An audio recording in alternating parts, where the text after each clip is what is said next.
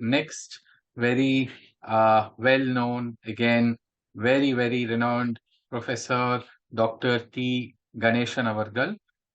He is retired. He is the retired head of the Department of Indology, French Institute of Pondicherry, and he's presently the head of Center for Śaiva Studies at Pondicherry, which is with INDICA. His talk today is going to be Saṃskṛtam and Tamil in the Bhāratīya Śaiva literature. Dr. Ganesan, for those who know anything about or who is associated even lightly with Śaiva related studies, would know that he is himself an institution in this field. His work speaks for itself. He is extremely well known both locally, nationally, and internationally.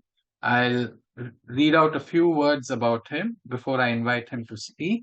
With a PhD in Sanskrit, he's been working as Director of Research at the prestigious French Institute Pondicherry IFP since 1985. And now he continues to be a research associate there. He's working on the projects A Comprehensive History of Śaiva Siddhanta in Tamil Nadu, as well as on the project Critical Edition of the Śaivāgamas. He is one of the editors of Sūkṣmagama, 3 volumes published, and the 4th volume, which is currently under preparation, published by the French Institute of Pondicherry. The first 2 volumes of Paushkaragama, along with the 2 unpublished commentaries of Umapati and Jnana Prakasha, critically edited by him for the first time, has been published by the National Mission for Manuscripts, NMM, Delhi, in 2014 and 2020. He has delivered special lectures concerning various aspects of Śaiva Siddhanta at the Tamil University, Tanjavur, Pondicherry University, several places, both in India and outside in the University de Paris Nouvelle Sorbonne, I hope I pronounced it right, and at the University of Marburg, Germany. 2 articles of 10,000 words each on the Śaiva Siddhanta and on the Śaivāgamas were published in the volumes of the Brill's Encyclopedia of Hinduism in 2011 and in 2018. Presently, T. Ganesan Avargal heads the Center for Śaiva Studies in Pondicherry. Again, I can continue with listing out the several accomplishments of Dr. Ganesan. I'm grateful to him for joining us today, and I request you, Dr. Ganesan, to speak on the topic Saṃskṛtam and Tamil in the Bhāratīya Śaiva literature. Namo Namaha. Pranams to all of you.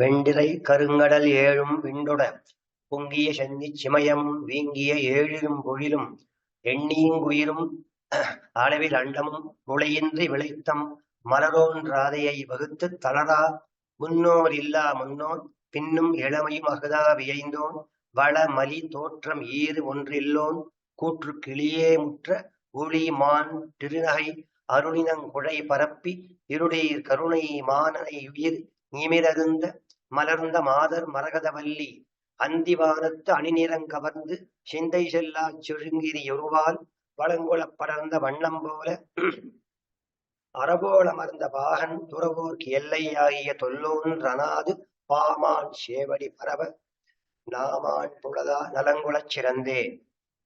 சிவாய நம.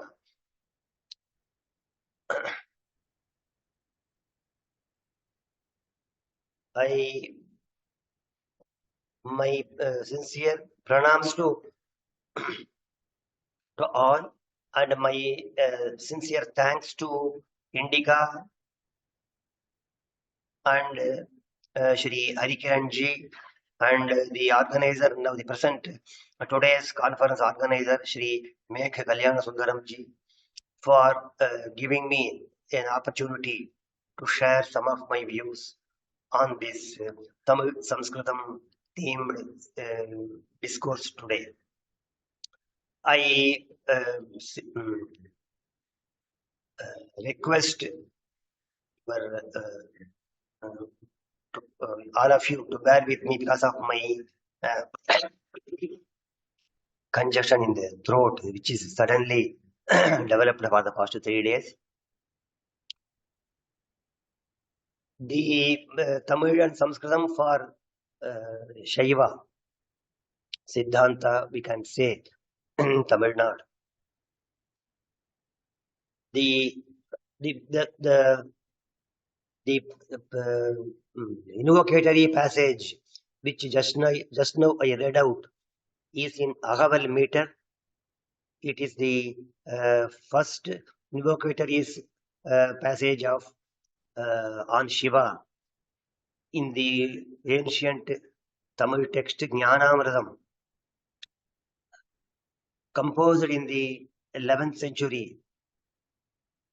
In fact, this is the first Tamil text which clearly states that the author states that he is bringing into Tamil the vast Śaiva Agama concepts expounded in the Śaiva Agamas, both in the 4 padas, Jnana Pada, Kriya Pada, Charya Pada, Yoga Pada, and here, and from this starts the Śaiva Siddhanta, Tamil literature, Tamil tradition, and Jnanamritam is the first one. And I thought it fit to begin with the this Agaval, first Agaval, Kadavul Vaaluthu, the invocatory passage. Now for the Śaiva Siddhanta and Shaivism in Tamil Nadu, we can broadly divide into 3 or 2, mostly 3. First, texts such as the Jnanamritam, and there are others which were found almost in each century, beginning from the 11th. Many of them, the author were translations of the from the Sanskrit original texts. That is one in the Shastra texts, Śaiva Siddhanta Shastra texts, which we will see in other texts in the consequently.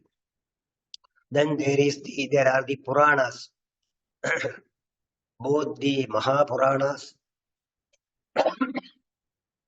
as well as the Sthala Puranas. There are innumerable Sthala Puranas in the vast Tamil literature, and majority of them belonging to Śaiva Sthalas, Śaiva holy places, Shiva Kshetras from Tamil Nadu, and we have the Sthala Puranas, of which many of them were Tamil rendering. In today's brief presentation, I will focusing on these 2 literary genres in Tamil, Śaiva tradition, and how the Sanskrit texts beginning from the Śaiva Agamas revealed by Shiva, and the other texts composed by different acharyas, Śaiva acharyas, many of them living in Kashmir and other places. Their texts have been rendered into Tamil by great Śaiva acharyas from Tamil Nadu in order to spread, propagate Śaiva Siddhanta in Tamil Nadu. Now, when we compare, to begin with the Jnanamritam, the earliest, the oldest Tamil Śaiva classic, which the author says who is rendering the Śaiva Agama, entire Śaiva Agama Amritam into Tamil. There are many instances where we can compare the entire passages, the concept, the words, the technical words which the author uses. We can clearly state clearly find their parallel in the available Śaiva agamas. Especially now, the Jnanamritam as we have now is a voluminous text mainly dealing with the Śaiva Siddhanta philosophical doctrines. But the author has said that he has also the other aspects, the other padas, Charya Pada, Kriya Pada, Yoga Pada. But unfortunately, the other three padas have not, we have not got them, not come down to us. Fortunately, only the portion dealing with the philosophy is available to us. So there, I will just compare one or two instances to show, then switch on to the other texts. After salutations, etc., the author of Jnanamritam, who is known as Vāgīsha Munivar, he lived, his guru was Niranjana, and who lived in Tiruvutriyur, the ancient Shiva Kshetra, which is now near Chennai, Tiruvutriyur. So Paramananda Muni. So that is who is his Acharya. So the Vāgīsha Munivar, sage Vāgīsha, author of Jnanamritam, it says in his verse that deals with the 1 minute. The 9. Oh, yes.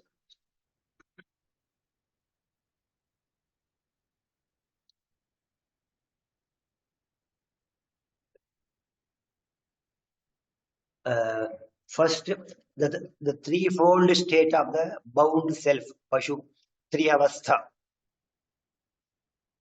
Triyavastha, Purusha Proktaha, Shuddhaha, Sakalaha, Kevalaha. These are the three states of the individual bound self according to the Śaiva Siddhanta. So the three avasthas are the three states, he says, which is this passage, Triyavastha Purusha Proktaha, Shuddhaha, Sakalaha, Kevalaha forms part of the Suprabhedagama, and the author Vāgīsha follows the same classification, and then he goes. Only 8, 1 minute.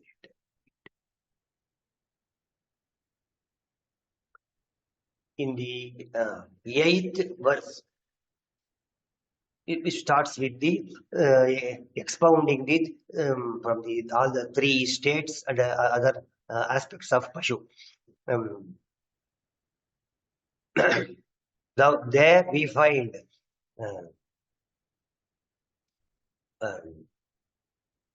Achetano Vibhurnityo Gunahino Akriyo Aprabuhu Vyaghata Bhag Asaktascha Shodhyo Bodhyo Akalaha Pashuhu. This is from the Swayambhavagama. Then Suprabhedagama Amurtassa Pashurnityo Nirguno Nishkriyo Aprabuhu Mayodaragato Vyapi Bhogopayeshu Ashaktitaha Sakevalastviti Proktaha Swapavan Malabandhanat.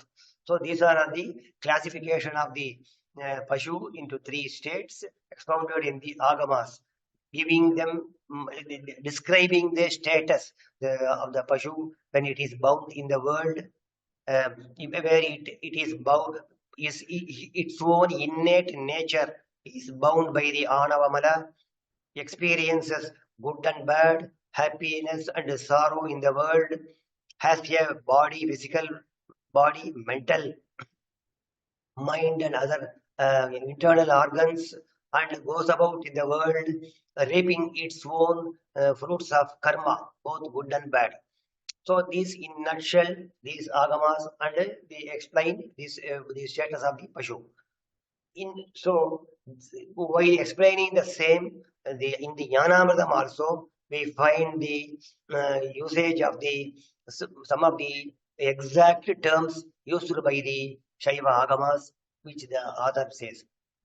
So, Pirada Nerami Perumbayar Jnana Karayar begins with Kevalar Sagalan Nindir Shuddhan Kevalar Chutridi Nittan Maitahu Gunamili Vyapi Moit Malanani Punara Marayvon Nilanene Shaidiyu Mariyon Mayil Amurtan Valiyilan Achetanan Volili Irayalan Maya Udara Marit Teya Boha Ninainda Sagalarkeidhiya Muranmigu Kootrai Muritta Varana Thirunkalai Amara Virinthirun Chedanam Adaya Vichai Adayat Tadayil Vidaya Pagudi Viravi Udaye Pongiya Ragam Munarat Tanga Ashai Yenganu Mashara Nimira goes on like that.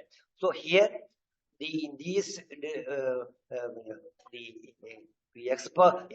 explanations of the Sakala Avastha of the individual self, that is the individual self born in this world and experiencing all the worldly pleasure and pain, that is very clearly expounded by the Jnanamritam text, for which we can clearly have the parallel from the Śaiva Agamas.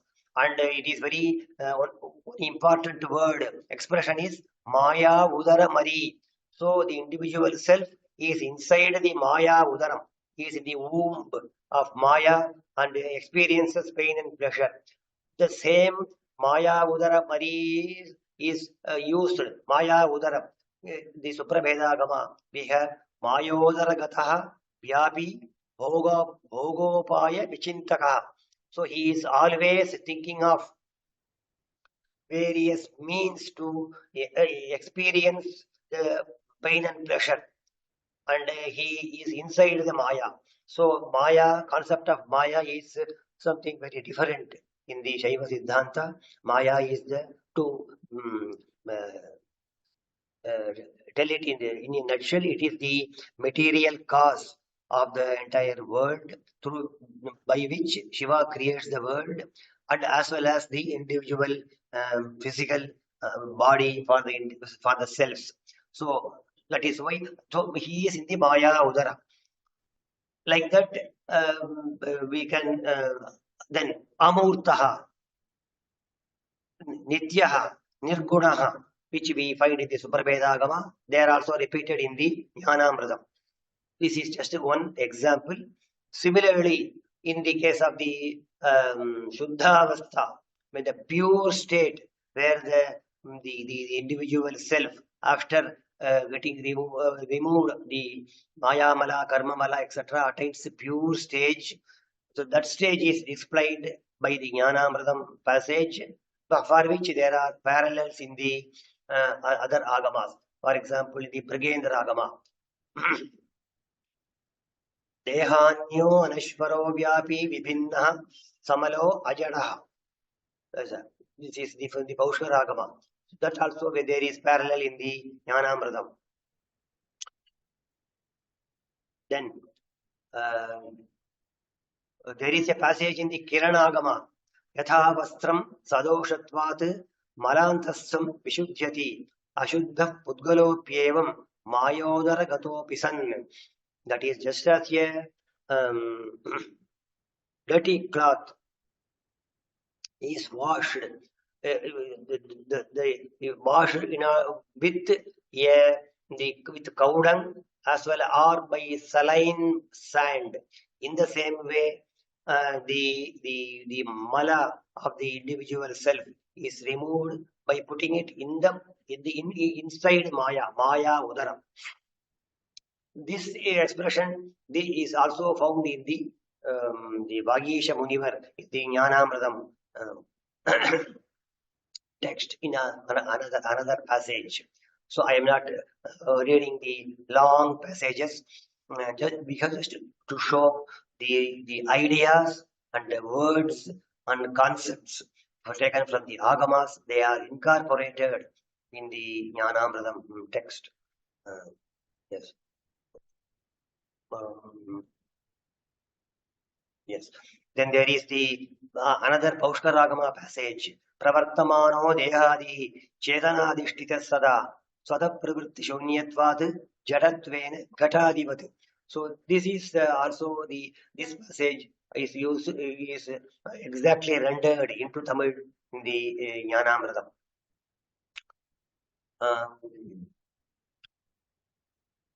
The Mrigendragama passage, the world creation, the world is an effect. So there is a Karta who creates it.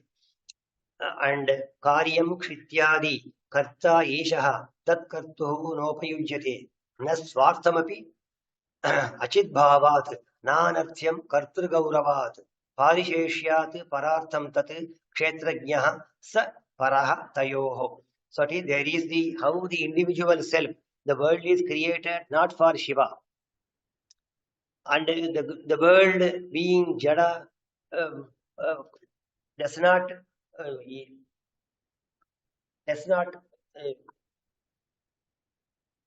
enjoy by itself.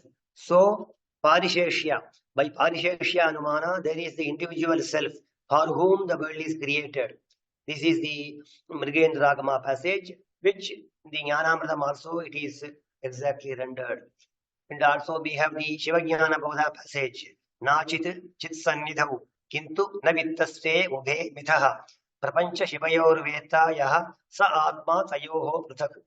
So these are the passages which establish another way through Parisheshya the existence of an individual self for whom the world has been created by Shiva. So these are these passages are rendered into Tamil beautifully by the Jnanamritam. So in this way, there are some of the important basic concepts of Śaiva Siddhanta. There are the author Bhagisha has taken from the vast Śaiva Agama lore and rendered into them into Tamil. And he himself says that which I have not read because of time. He says that I am taking the entire agamic ocean, and I am just as the ancient time, when they churned the ocean to get the Amrita, in the same way I churned the ocean of Śaiva Agama and give the Amritam, Jnana Amritam in this. So that is true to his word. He has utilized the vast agamic lore to bring out the Jnanamritam text. So in this way, those are that the main intention of the author is to inculcate, to spread, to teach the vast Śaiva Agama concepts to ordinary people who do not possess enough knowledge, Sanskrit knowledge, and for them he has rendered these Tamil renderings. So such were the guiding principle of the acharyas who were masters of Sanskrit language at the same time, and at the same time they have rendered them into Tamil for the common man, the agami concepts. Now this is with regard to the Jnanamritam. Now I will switch over to the another important one, namely we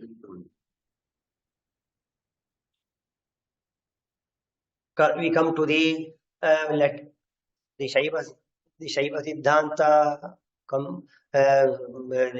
period. If we come to the 16th century, that is the very important period, 16th century, for the efflorescence of many Śaiva Siddhanta texts into Tamil. Many of them have, most of them have been done by two great Śaiva acharyas who lived in the 16th century. They are known as both the Shishya, Guru and the Shishya had the same name, Niyamajnana Deshika, and they had the Tamil name Maraignana Deshika in Tamil. So both these acharyas Tannamadhari Shishya, he says. So Guru and Shishya, they have rendered many texts, Shaiva texts into Tamil, and the Shishya has composed wonderful Sanskrit commentaries for Tamil text. So this is the some unique feature which we find in the 16th century Śaiva Siddhanta history.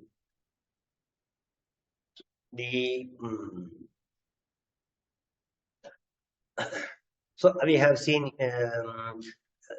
Jnanamritam, then come to the Maraññāna Sambandhar. Before Maraññāna Sambandhar, we have the text has Tattva Vilakkam, composed by Sambandh Sharanalayar, who lived most probably in the 14th to 15th century, which again is a brief text explaining all the 36 tattvas of the Śaiva Siddhanta. We have the very well-known Tattva Prakasha of King Bhoja Deva, composed in the 9th, 10th century, which is the standard text to learn the Śaiva Siddhanta Tattva, the basic concepts. So with 72 Arya Vritta Karikas, and with a very beautiful two commentaries by Aghora Shiva and Shri Kumara. This Tattva Prakasha Bhoja even now plays a very important role in disseminating the Śaiva Siddhanta concepts to all beginners. It is such a wonderful text. So there is also a Tattva Vilakkam in Tamil. We can say that the author Sambandha Sharanalayar follows Tattva Prakasham of Bhoja, but not so closely. But still, he says the intention of composing this Tattva Vilakkam in Tamil. Shirar Kailai Thiruvai Malarda Shivagamangat Tharayivadu Vadashurpayinrarku Elidu Ammuriyai Charadavarum Tattvañānan Talaipadudarku Erar Tamil Shayyulan Mayyarera Veluduvane. So he says, it is easier for Sanskrit knowing scholars to read and understand the vast Shaivagama given out by Shiva in the Kailasa mountain. But for those who do not possess such a knowledge in Sanskrit, I am writing this Tattva Vilakkam in Tamil so that they also understand the Śaiva Siddhanta concepts. So this is from this he begins, and all the tattvas are explained with intricate details. So that is one in the 14th, 15th century. Then comes the as I mentioned earlier, Maraññāna Sambandhar and Maraññāna Deshikar, who have the first important text, the Tamil rendering of Maraññāna Sambandhar, the Guru, is the Shiva Dharmottaram into Tamil. So Shiva Dharmottara, and other texts like Shivopanishad, Shiva Dharma Sangraha, etc. They are all very, very, very important text for the propagation of Śaiva devotion and the Śaiva Charya Marga, the Bhakti Marga, in the entire masses from Nepal to Kanyakumari and Bengal to Gujarat. Because these texts, especially the Shiva Dharmottara, were read by every Śaiva Acharya, the scholars, and we do find manuscripts of these two texts in almost all the lipis, Grantha Telugu and Nevari, by Old Bengali and Old Devanagari and Nandinagari, etc. So this is a very important text.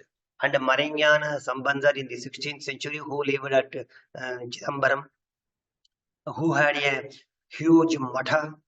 In his matha, he says in one of his texts, Sanskrit text, the matha library was full of Śaiva Agama Grantha Ratna, and he has a vast resource, all the Agamas and Paddhati texts, commentaries, because he has contributed voluminously, both he and his disciple. And I have in my monograph on these two acharyas, two Shaiva teachers of the 16th century.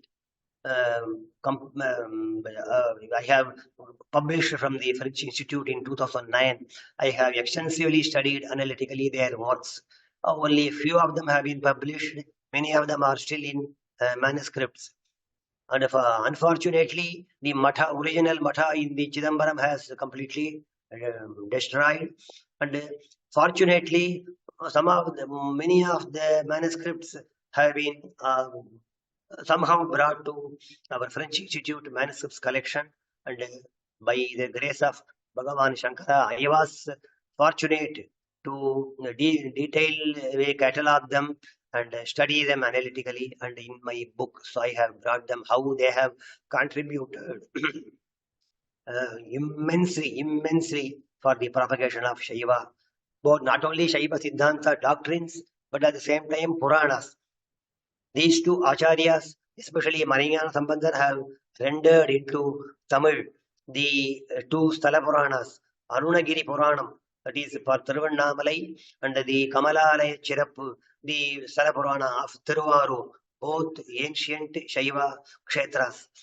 So they have, in the beginning of this text, he clearly said that I am translating, that is rendering into Tamil the original Saṃskṛta Purana of these two holy places by the request of the local Shaiva devotees as well as Sanskrit scholars. So the Sanskrit scholars were at the time, at that period, they requested him to make to render these Salapuranas into Tamil for the common man.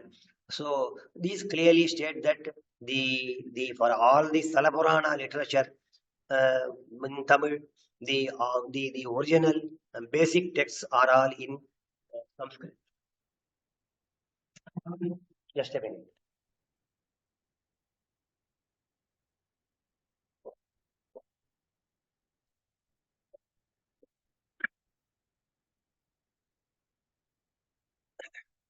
The Shiva Dharmottara is a separate text by itself with 12 adhyayas, and the Salapuranas, these two Salapuranas, Kamalalaya Chirappu and the Arunagiri Purana. From after Marignana Sambandar, from the same 16th and 17th, 18th century, there are many Salapuranas in Tamil literature. Now we have a vast literature in Tamil Salapurana, and we have in the 18th, 19th century, we have the Mahavidwan Meenakshi Sundaram Pillai, who was the teacher, Tamil teacher for O.V. Swaminatha Iyer. Mahavidwan Meenakshi Sundaram Pillai has rendered many Salapuranas into Tamil in Asia, India, and he has made a separate class genre in Tamil Purana literature with poetic embellishments which are innate to Tamil literary Alankara, Tamil Yap and Tamil Alankara literature. So he has incorporated those concepts into the original one and rendered them into Tamil. So the Sanskrit original texts, when we see all the Salapuranas, many of them forming part of the Skanda Purana and also other Puranas, they are simple narratives composed mostly in the Anushtubh verses without much poetic embellishments. But in the Tamil, when they all have been rendered into Tamil, the They all, even beginning from Maraññāna Sambandhar, the Kamalalaya, Shirappu, etc. All the poetic concepts of the Tamil poetic are employed in the literature. And Mahavidwan Meenakshi Sundaram Pillai has done highest service by composing vast Tamil Salapuranas.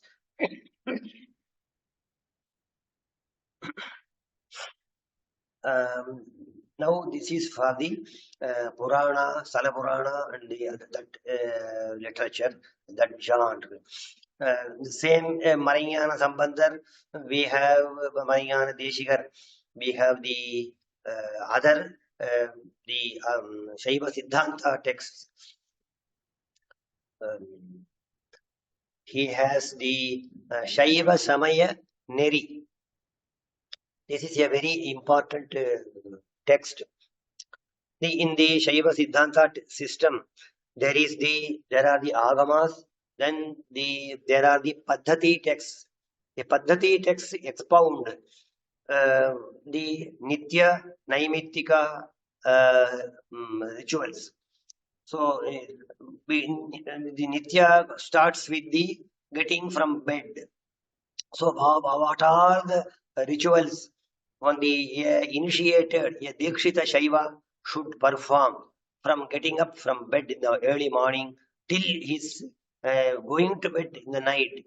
All the rituals, even to the minute details of defecation, dantadhavana, snana, various tarpanas, snananga tarpanas, sandhya vandana, sakalikarana, various recited mantra japa, then the vast Shiva Puja as prescribed in the Agamas, which he has to do at home, which is called Atmartha Puja. Then if he is a Shiva Acharya, he is initiated one, he goes to the Shiva temple and performs the worship there. So these are the Nitya rituals. Then his study of the Agamas in the afternoon, and then if he is such a knowledgeable person, well read, he can compose commentaries on the Agamas and expound the Agamas for his students in the afternoon. So all these are all ritually explained in the various Paddhati texts. Now we have a vast Śaiva Paddhatis literature beginning from we can say 9th century. Begins from Brahma Shambhu, and we have at every century. Then we have the important Soma Shambhu Paddhati, voluminous one. Then Aghora Shivacharya Paddhati. Then we have the Nataraja Paddhati, composed all in the beginning from 10th, 11th, 12th, 13th century. Then other unpublished Paddhati texts which lie in manuscripts, many of them in the Nepal collections. So Paddhati, performing the rituals as prescribed in the Agamas, a very important one for a initiated Śaiva. So they are all in the Paddhati text in Sanskrit. Now Maraññāna Sambandhar has returned in Tamil small choral verse. That is, choral means 1.5 line, in which the third choral is composed.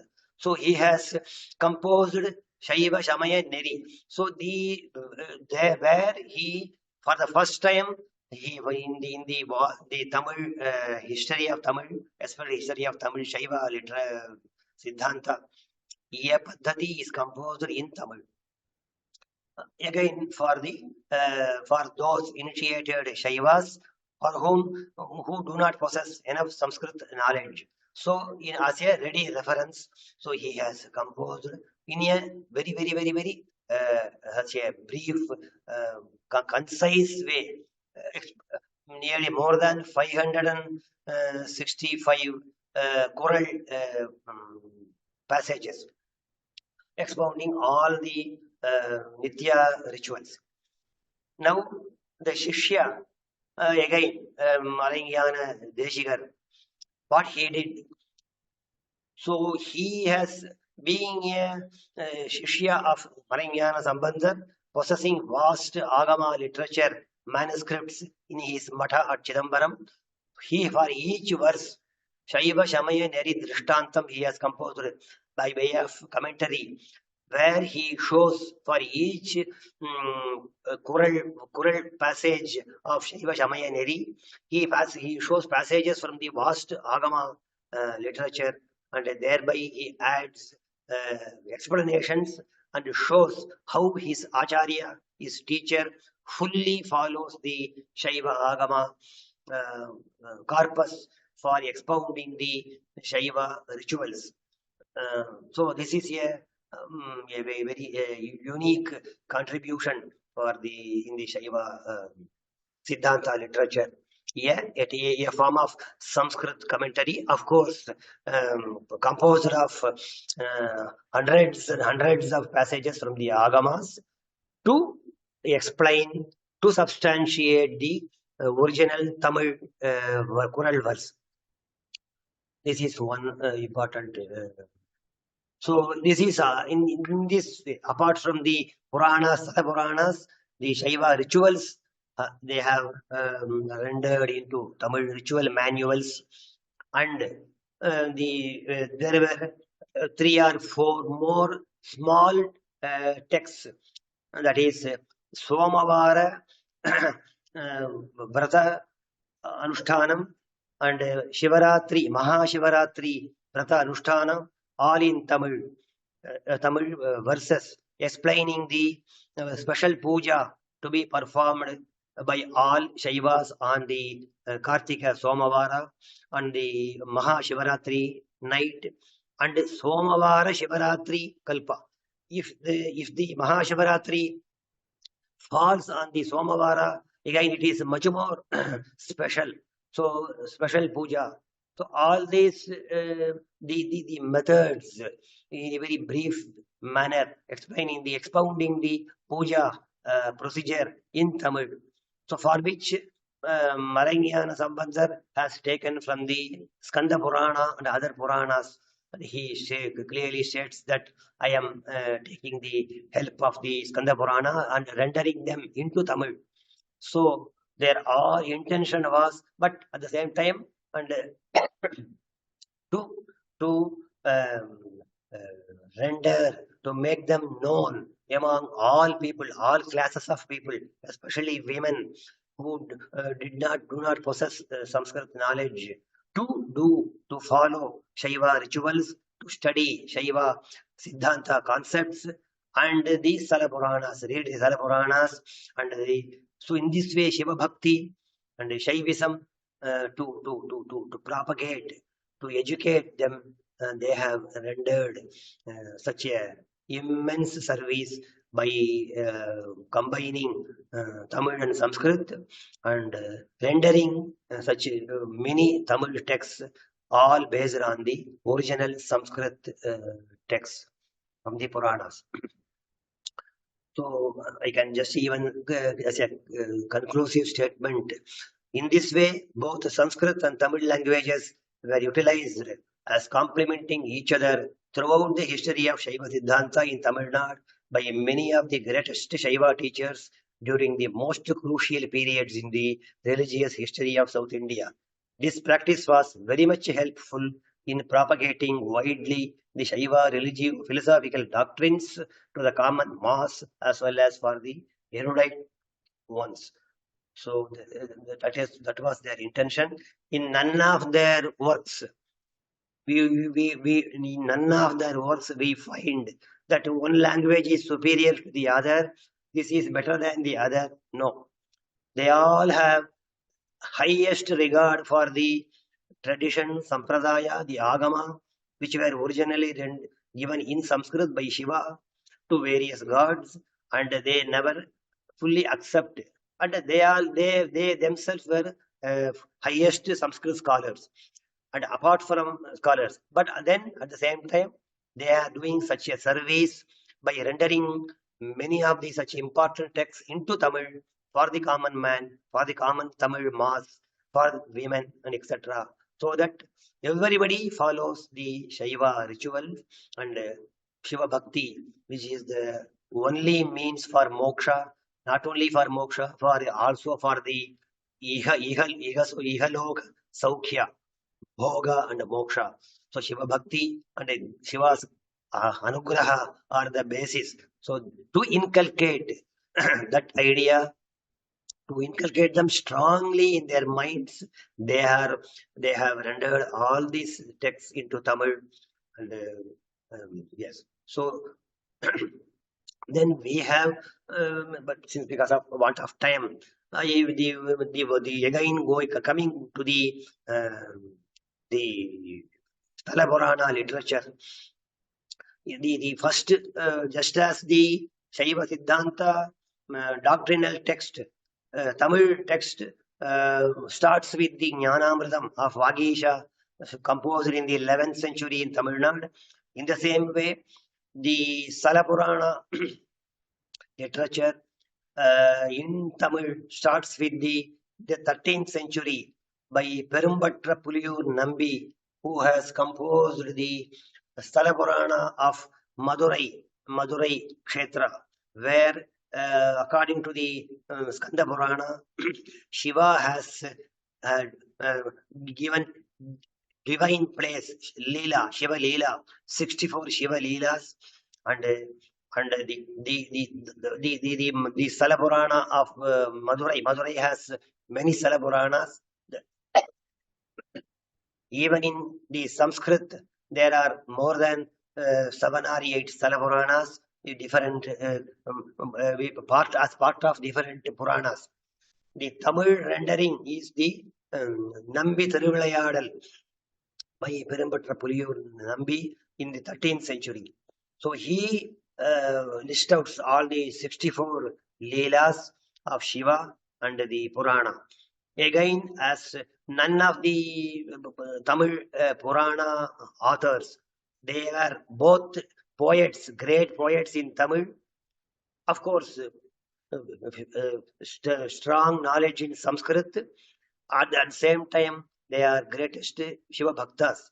And many of them were acharyas by themselves of various mathas. So, they never render the Sthala Purana from the original Sanskrit, which is simple, understood better, but they always embellish the literature with Tamil literary embellishments. So it is never missing, beginning from the Nambi Thiruvilayadal, and we have scores of Puranas from the after 13th century. Then we have the 15th, 16th century, we have the Marignana Sambandhar, Marignana Deshikar, which we have briefly saw. Then we have Śaiva Yellappa Navalar, then Koneriyappa Mudaliyar, and then in the still others, and individually we have the Dantivana Puranam from Thiruvanika. All of them are Śaiva Acharyas. They never they were never mere poets getting for some money. No, their aim was to propagate Shiva devotion. So they were both knowledgeable, highly knowledgeable in Sanskrit and Tamil, and Shiva Bhaktas. So their aim is, so in this way they have rendered the enriched the Tamil literature by vast Śaiva Sthala Puranas. And Mahavidwan Meenakshi Sundaram Pillai, I have mentioned, he is a class by himself, and he is a huge contribution. They have in volumes and volumes have been published his Sthala Puranas, and we have, and Uve Swaminathan in his biography of his teacher, he explains so minutely, so in detail how his teacher composed. So he just to state the how Meenakshi Sundaram Pillai starts his composition in Tamil, the Sthala Purana. So being a great Shiva Bhakta, he is a Śaiva Siddhanta initiated Shishya, and he used to do Shiva Puja according to the Agamas daily, and at the same time teach the students Tamil Ilakkanam, Tamil literature, etc., and also visit Śaiva Kshetras around the Shoda country and Pandya country. And whenever he goes along with his students, to a village, the Shiva Kshetra. He first meets the goes to the Shiva temple, meets the Archaka there, and gets to know the details of the temple, the Sala Mahatmya, the special features.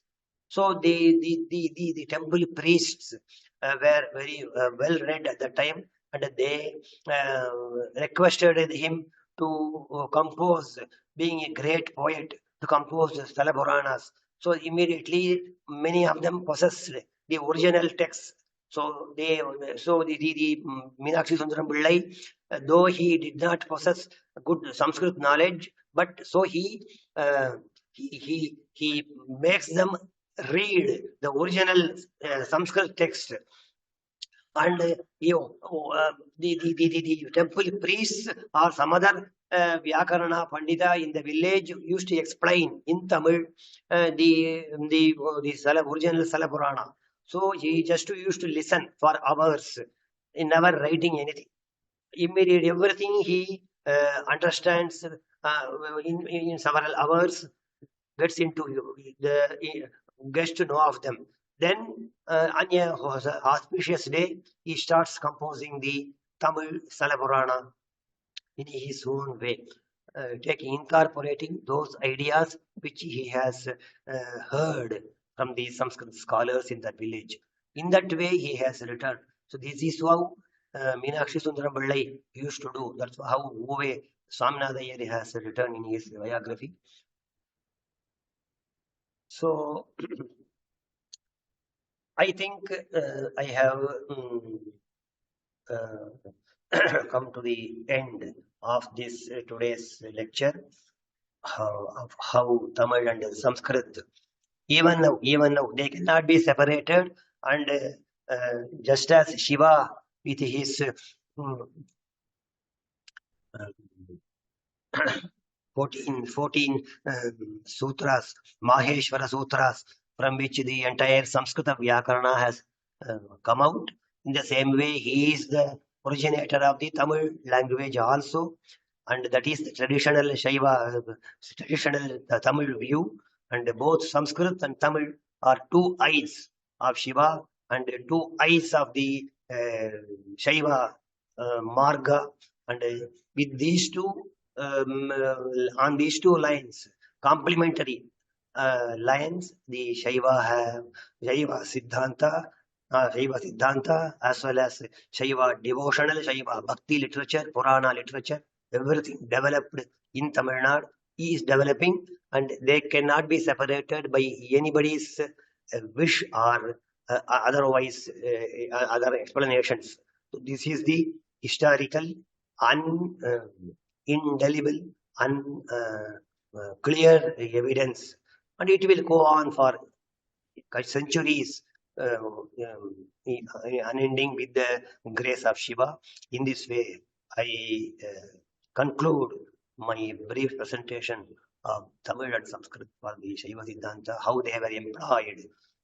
So I have only presented only a brief one, and because of my congestion in the throat, I don't know how far the audience and others have were able to clearly hear me.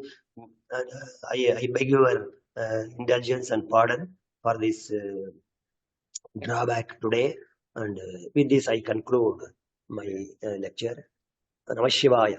Hara Hara Namah Parvati Pataye. Hara Hara Mahadeva.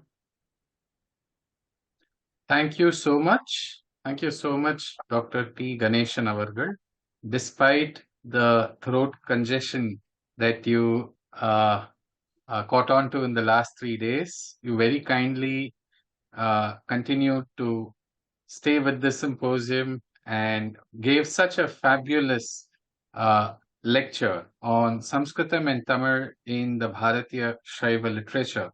So evidence-based, with such clear instantiation, the way you have, brought together your expertise at the intersection of these two languages in the broad domain of Shaivism, one could say so.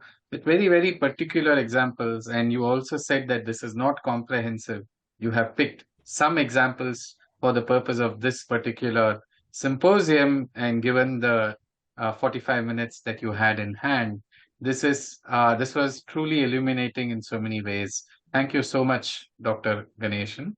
And since you mentioned the Ashtadhyayi and since you mentioned Bhagavan Shiva, I think it might be appropriate to mention over here uh, Yenakshara Samamnayam Adhigamyam Maheshwara.